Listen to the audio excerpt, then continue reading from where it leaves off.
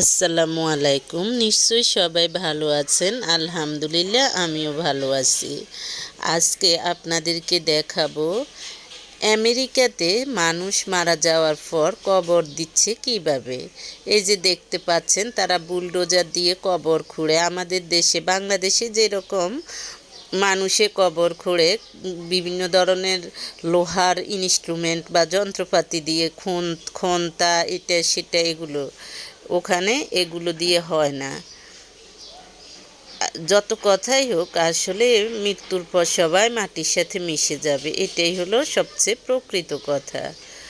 কিন্তু দুনিয়াতে বেঁচে থাকা অবস্থায় মানুষের কত শক্তি, কত সমস্যা, একজনকে নিয়ে আরেকজনের সমস্যা। দেখা যায় যে আজকে আমি আপনাদের সাথে আলোচনা করব এমন একটি গুনাহ, যে গুনাহ জিনার চেয়েও অর্থাৎ জেনার চেয়েও মারাত্মক ক্ষতি।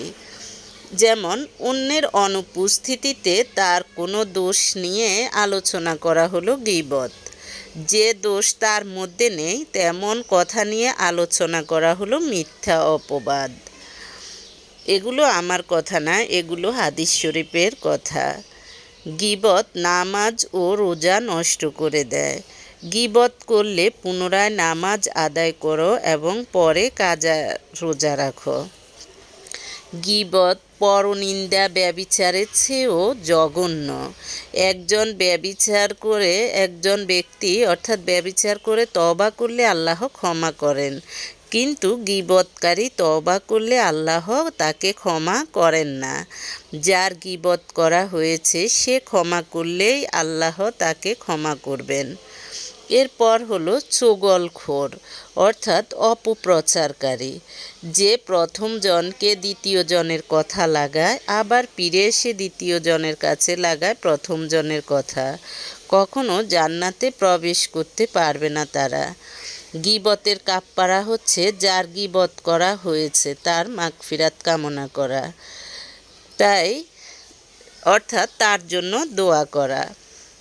অবশ্যই গীবতকারীর জন্য দোয়া করলে দেখা যায় যে এক সময় না হয় এক সময় আল্লাহ মানুষকে ক্ষমা করেও দিতে পারে।